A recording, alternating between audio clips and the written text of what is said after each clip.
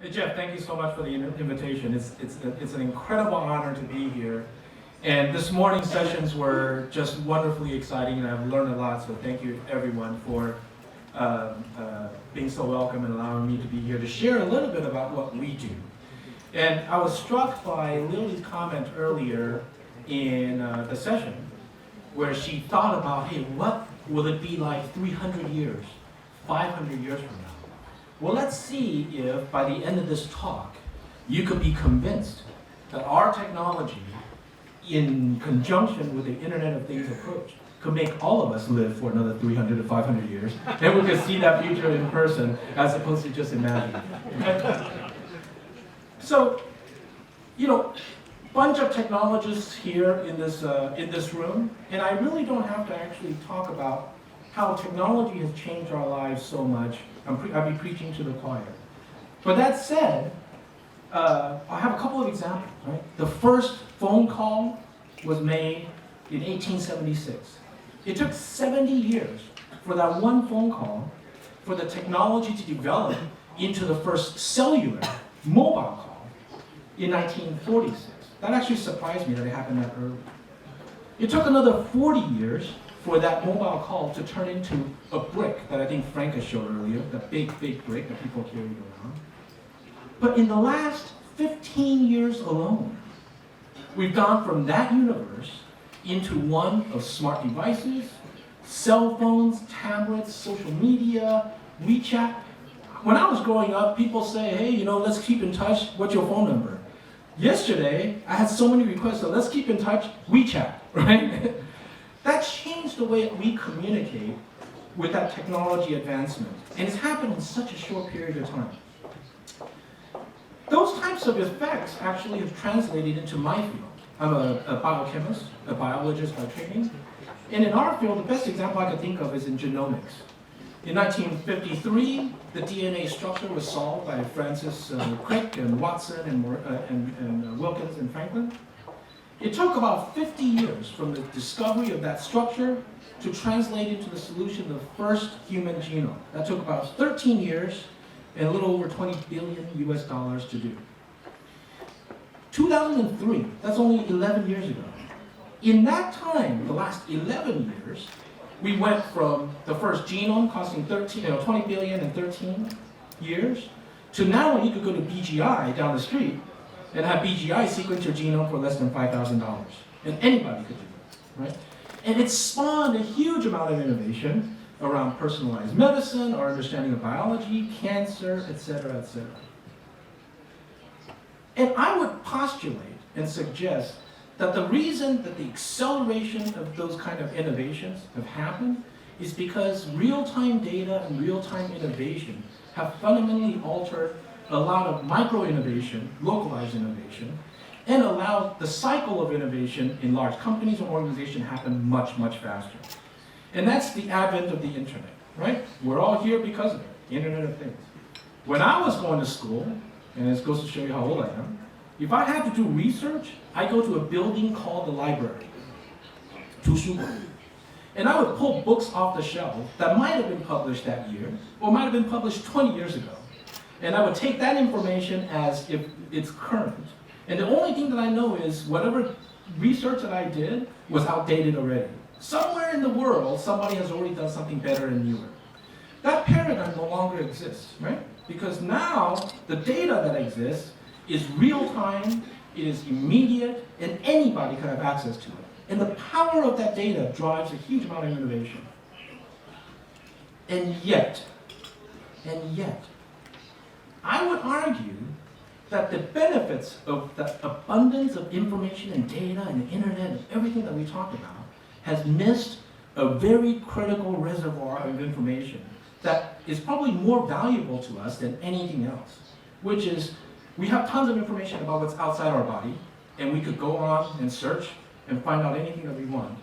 But we have very little information, real time, about what's happening inside our body. How many of you have gone to a doctor for a physical recently? See a doctor, right? Many of us do. And if you haven't raised your hand, by the way, you should. You should go do it. Right? So go see a doctor, get a physical. But the access of the body, of the information inside your body, the modality or how you get it has largely remained unchanged for the last 100 years. You go to a doctor 50 years ago and say, hey, I feel a little sick. What does the doctor do? Oh, sorry. Or you have a fever, heartbeat, listen to it a little bit, and draws a vial of blood out of your body and say, let me see what's happening inside your blood to see whether you're sick or not. Today, you go see a doctor, and you say, hey, I'm feeling a little sick. That experience is largely the same. The doctor takes your temperature, instead of using your hand, they have a thermometer, and they take your blood pressure, they listen to your heart, and then they draw 3 vials of blood now instead of just 1 to see what's actually going on. And for those of us who are actually very good about going to the doctor, your blood gets tested once every year. Right? You see a doctor once a year. That day, the doctor knows what's happening inside your body. You go home, you do whatever it is that you do. The next year, you get that done again. Boy, a lot could happen in a year. Right? And yet that information is not available. And even if people have tried to resolve that and say, gosh, we ought to transform healthcare the way that the internet has transformed everything else, and let's innovate around how do we get real-time, clinical-grade, actionable data out of the human body. The attempts have actually not been very good. There's still like these blood glucose monitors here. You still have to stick your finger. You just do it at home, but you just got to get a little blood out. Or they wear these continuous glucose monitors. You have to change every 2 to 7 days. Now this, I'm not that smart. This whole vision, a lot of people understand and they want to invest in, right? And here's a list of all of the companies as of last year. Rock Health did the survey of people who are actually trying to do that, this whole quantified self. They make a bunch of devices.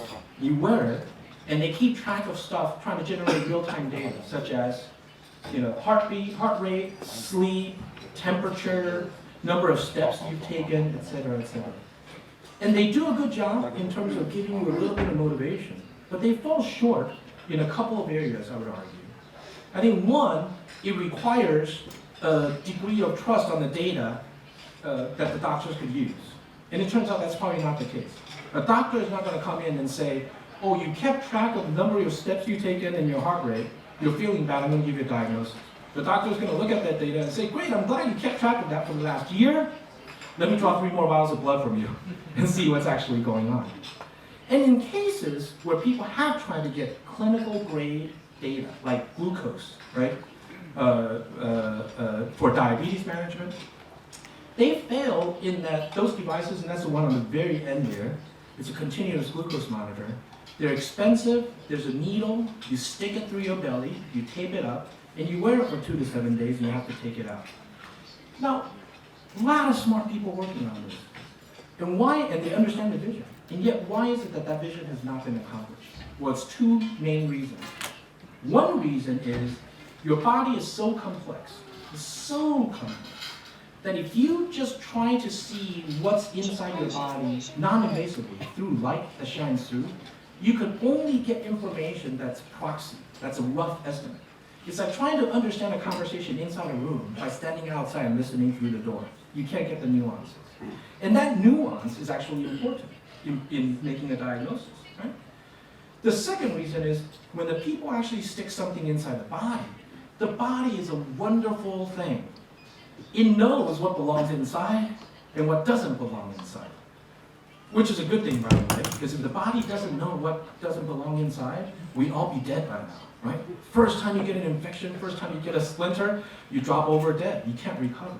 That's great for survival, but it's horrible for continuous sensing of what's happening inside. And the reason that that's the case is why I say it's what I call a foreign body response. This is the plague for anybody who's ever tried to do continuous sensing, real-time sensing of biochemistry inside the body. You stick something inside the body automatically says, you don't belong, I gotta get rid of you. And as soon as that happens, it starts building scar tissue around that needle. So now that needle is measuring, it's still measuring, but it's no longer measuring inside your body. It is now measuring the scar that's building around it. It's like trying to read Braille if you're blind with big gloves on. right? You can't do it. It's not representative. We at Profusa, though, have solved the problem, right? If you could solve this problem, then I think it opens up the universe of possibilities of being able to get real-time, continuous biochemical data outside of the body. And the way we solve this problem is actually through the sensor platform. Our sensors, they're sensors, but they're more like sensing elements. And by the way, this is what a good CEO would always do. Have a sample on him. Sorry. You're going to hear from Danny later about a vehicle. I think it's tough for him to actually carry a sample around. But for those of you who are interested, I'm happy to show you. It is, it fits in, it's a little a very, very small hydrogel. It's a soft material like a contact lens. And that material is 200 microns in diameter, 2 millimeters long. And for those of you who don't understand the dimension, it's probably the width of 2 thick hairs, right? And it's 2 millimeters long, very, very small. It's so small that it fits inside the interior diameter of a 22 gauge hypodermic needle. And this is the same needle that when you go to the doctor and they say, I'm going to draw blood from you, that's the needle that they would use. So the placement of this sensor is no more invasive than what you actually would go through today, right? It's no more pain or invasion. But the special trick, the special sauce is that little sensor is actually has a microarchitecture that's like a honeycomb. And that honeycomb has pores inside, that's the middle panel. If you blow that sensor up through scanning electron micrograph, these little holes are connected to each individual hole. And the funny thing about the body is when you do that, the body doesn't look at it as foreign. The body sees it and doesn't see it and grows tissue through it so that the sensor becomes part of the tissue. So now you have a place to put your chemistry. And that's the last part. If you blow up really high, the white dots are basically fluorescent compounds that we can mobilize now on that scaffolding. So now you have a sensor that stays in the body for a long time, and the fluorescent molecule could bind to whatever it is that you want to measure. Oxygen, glucose, lactate, bilirubin, creatinine, whatever it is. And then you can read it. And the way you read it, the concentration is on this slide. This little blue sliver is the sensor, the sensing element. And you have an external reader. That's only about 1 to 4 millimeters under the surface of the skin. So it's a very shallow placement in the subcutaneous space. And that external reader has very simple elements. It has an excitation light that shines through the skin and excites the fluorophore inside the sensing element, inside this thing. And the sensing element, whether depending on the concentration of what you want to measure, how much of it is there, will fluoresce differently. So compounds bound onto it, the light emits one way. Compounds not bound, the light emits another. And then now on the reader on the outside, then you basically have a photodetector on the surface that just catches the light that comes back and then processes that signal and give you a reading on that concentration. This reading, therefore, is has some neat advantages. It's non-intrusive. You don't have to keep sticking your finger. It's not painful at all. It's just shining some light on your skin. The electronics are so simple that what we have on our cell phones today is much more than what you actually need to do this. So the ability, as Mr. Mueller said this morning, to actually make it very, very, very small is actually there. And because it's a light reaction, light travels fast or slow? Fast, right? Because it's a light reaction, you can actually interrogate that very, very quickly. So there's no refraction time, so you can actually literally get a continuous reading of the sensor. And so this becomes the basis and the foundation of the platform. You have a sensing material inside under the body. You have a reader that's either part of the smartphone or a little band-aid that you just tape on. That data is collected continuously, and it's sent by Bluetooth to a phone or some device that you hold, just a smart device. Data goes to the cloud, and then it gets distributed to wherever you want. To a connected device at home, to a payer, to a provider, to a hospital. If you're a kid with diabetes, it says to your mom and parents to make sure you're okay. And the possibility becomes endless because this now becomes truly a consumer device that allows real-time biochemistry to be generated. Same kind of information you get from a blood test, but done non-invasively and done continuously. And And by the way, I forgot to mention, you know the 2 to 7 days that you have to change because you're sticking something through the body? Our sensors live in the body for months, if not years. So I have sensors inside me now that was placed in me September 9th of 2013, last year. It is now 15 months or so, and they still work. Right? I'm going to show you some data later of sensors being in somebody's body for 14 months, and they still work. 2 to 7 days, 14 months. 2 to 7 days, 14 months. So ask me, well, does it work? Sounds good. Well, so here's an experiment that we did actually with one of the volunteers that actually has an oxygen sensor inside her body. And she basically, we did this with a major collaborator that we had in England. And it's a very simple experiment. Her getting on a bike and taking continuous reading of that sensor. And as she exerted more and more and more on the bike and then recovered, you see that the sensor is picking up differential signal, right, as she's going along. What's more important, though, is the left panel is under normal conditions. So this is done at sea level, breathing normal oxygen. We then stuck her in a room where we lower the oxygen concentration to mimic high altitude, 10,000 feet or about 3,300 meters. And she did the exact same experiment. And you notice that the trace is actually different. This is significant because these sensors are sensitive enough to be able to pick up an individual's environmental differences, environmental changes, and be able to report that in real time. The second thing is we took these sensors and put them in 2 different people. One is a healthy individual on the right. The left is somebody who suffers from COPD, long-time smoker, chronic obstructive pulmonary disorders, have a hard time breathing and getting oxygen into their system. You can tell that this individual on the left did the same experiment, and the traces are very different, right, from the left versus to the right. It demonstrates, too, that this sensor is sensitive enough to actually be able to pick up disease versus healthy individuals. So, a lot of data, a lot more data to come to back this up, but basically what I hope you get from this is we now have a sensing platform that has these characteristics. One, by the way, these are all done after 13 months to 14 months of post-implantation. So you have one stick, more than a year later, these sensors are still working, so longevity, right? 2, these sensors could differentiate between the external environmental changes that happen within one particular individual. So if you have asthma and you're in Beijing, for example, you could know in real time when you're going to have an asthmatic event.